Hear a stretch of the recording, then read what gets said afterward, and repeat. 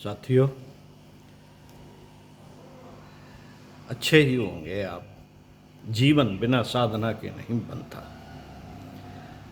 साधना पड़ता है हमें अपने जीवन को, और बहुत सारी साधनाएं हमारे भारतीय समाज में प्रचलित हैं। इसी क्रम में पंडित श्री राम शर्मा आचार्य जी द्वारा एक पुस्तक प्रत्यक्ष फलदायिनी साधनाएं लिखी है, आपको पढ़कर सुनाते हैं।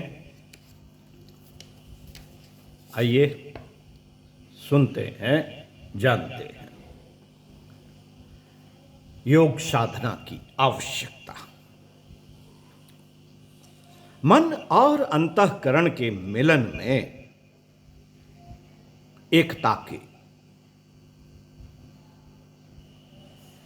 मन और अंतःकरण के मिलन में एकता में सुख है।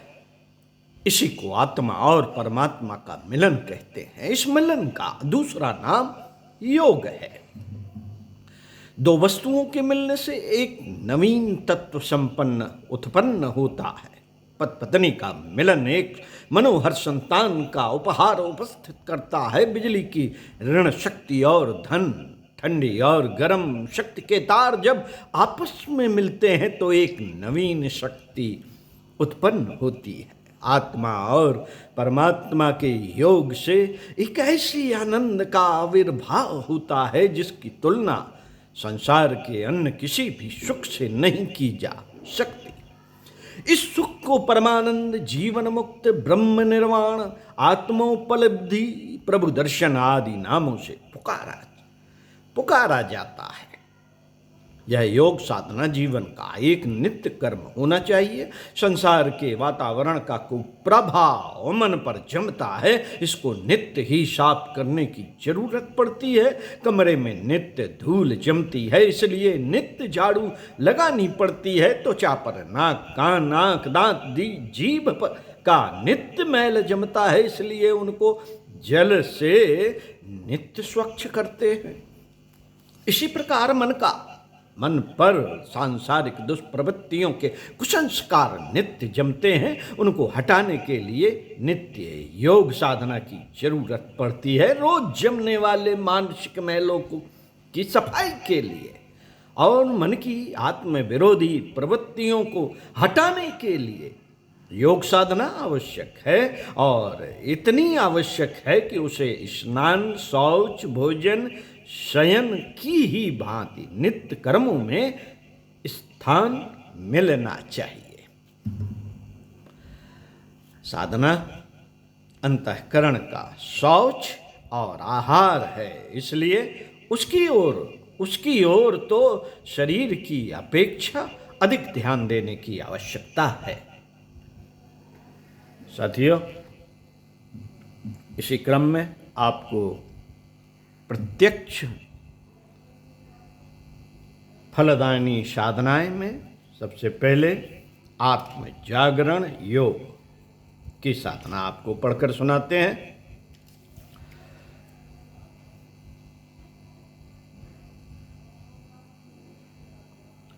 योग शास्त्रों के कथानुसार साधना का प्रयोजन यह है कि हम अपने वास्तविक स्वरूप को समझें, आत्मा का दर्शन और अनुभव करें एवं विचार और कार्यों को उस ढांचे में ढालें जो आत्मा की रुचि के अनुरूप हो। हम अपनी मैं क्या हूँ और ईश्वर कौन है, कहाँ है, कैसा है, पुस्तकों में उन साधना विधियों का उल्लेख कर चुके हैं जिनके द्वारा आत्मदर्शन की ओर कदम बढ़ाया जा सकता है। आत्मदर्शन के लिए इस प्रकार के विचार और विश्वासों को मन में स्थान देना चाहिए कि मैं शरीर नहीं, आत्मा हूँ।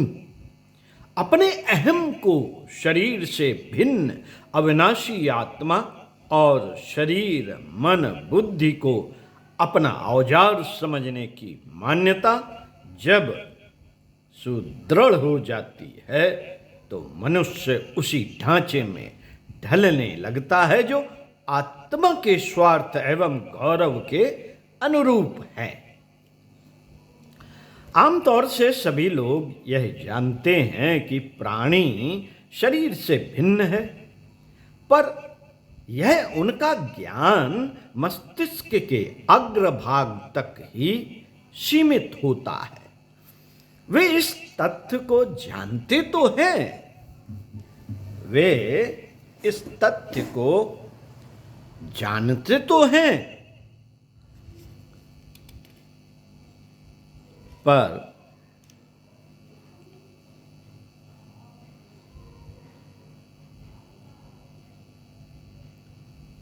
यह ज्ञान उनका मस्तिष्क के अग्रभाग में ही सीमित होता है।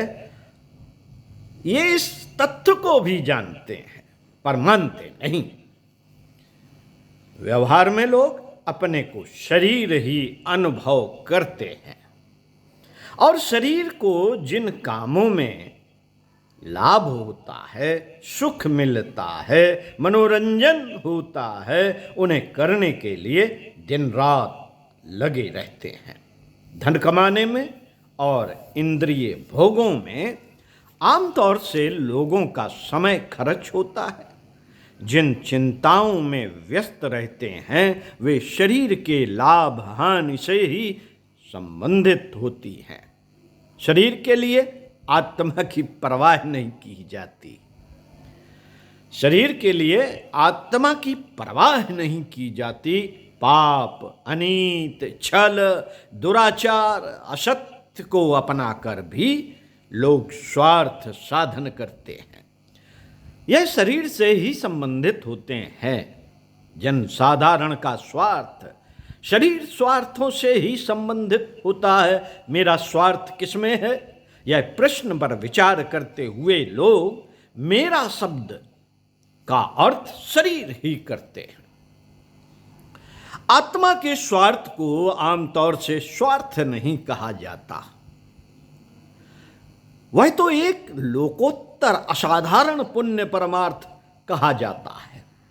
उसे करने की कभी कभी आवश्यकता समझी जाती है। इससे स्पष्ट है साथियों, इससे स्पष्ट है कि शरीर में, संसार में शरीर को ही मैं समझने की आम प्रवृत्ति है। मैं का अर्थ आत्मा है। इसे जानते जरूर हैं पर व्यवहार में मानते यह हैं कि मैं का अर्थ है मेरा शरीर। इस दृष्टिकोण से जीवन की गतिविधियों में भारी अंतर आ जाता है। आत्मवादी और भौतिक दृष्टिकोण में वैसे बहुत थोड़ा अंतर दिखाई देता है, पर उस अंतर के कारण जो परिणाम उपस्थित होते हैं उनमें उतना ही भेद होता है जितना आकाश पाताल में। रेल की पटरी में लाइन बदलने से, रेल की पटरी में लाइन बदलने की कैंची जहां लगी होती है वहां कोई बहुत भारी अंतर दिखाई नहीं देता, पर जब एक गाड़ी एक तरफ की गुजरती है और दूसरी गाड़ी दूसरी तरफ से, तो अंत में जब चलते चलते दोनों गाड़ियां जहां पहुंचती हैं उन स्थानों में सैकड़ों हजारों मील का अंतर होता है। एक पूर्व में पहुंचती है, दूसरी पश्चिम में। कैंची के काटने में 2-4 अंगुल का फर्क होता है, पर अंत में उसका प्रतिफल बहुत ही भिन्न होता है। ठीक यही हाल आत्मिक और भौतिक दृष्टिकोण के बीच में है। यही हाल आत्मिक और भौतिक दृष्टिकोणों के बीच में है जो व्यक्ति अपने को आत्मा मानता है। साथियों, जो व्यक्ति अपने को आत्मा मानता है वह अपना स्वार्थ उसे समझता है,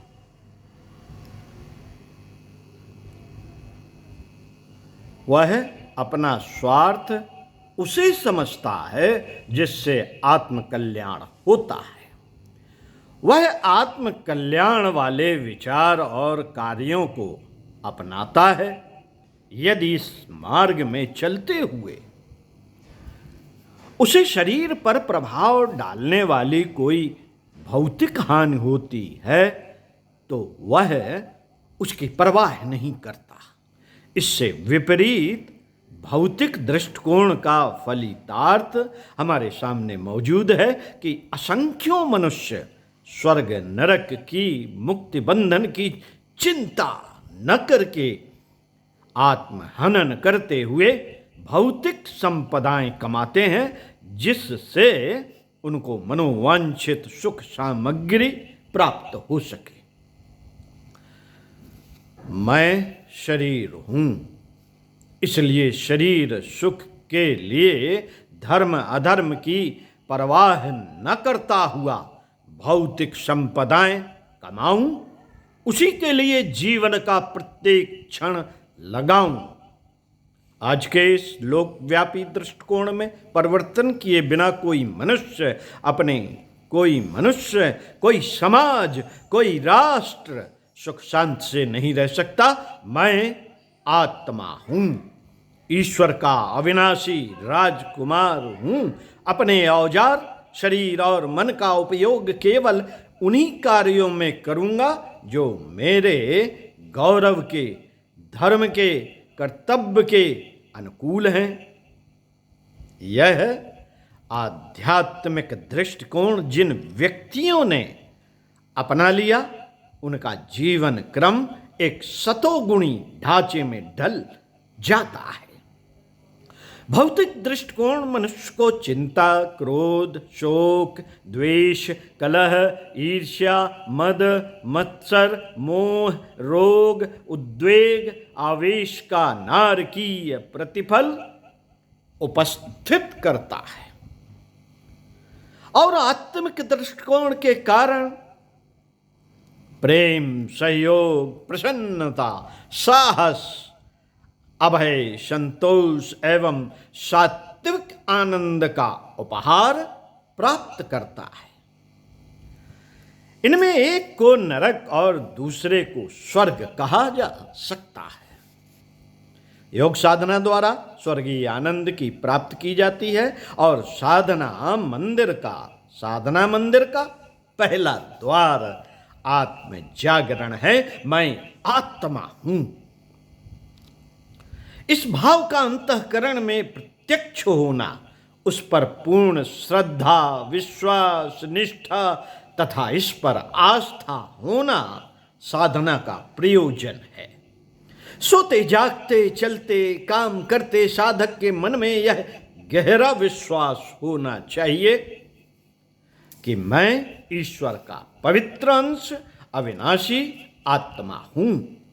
केवल वही विचार और कार्य अपनाऊंगा जो मेरे वास्तविक आत्मिक स्वार्थ के अनुकूल है।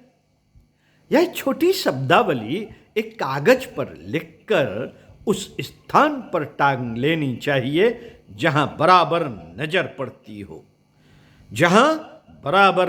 पड़ती हो। इन भावनाओं को जितनी अधिक बार हो सके मानसिक जप की तरह हृदयंगम करना चाहिए। लगातार बहुत दिनों तक इस तथ्य पर अंतःकरण को केंद्रित करने से मन पर वैसे ही संस्कार जम जाते हैं और साधक अपने वास्तविक स्वरूप को समझ जाता है। इसको आत्मिक भूमिका का जागरण कहते हैं। पंडित श्री राम शर्मा आचार्य साथियों अगले वीडियो में आपको पढ़कर सुनाएंगे आत्म जागरण योग की साधना।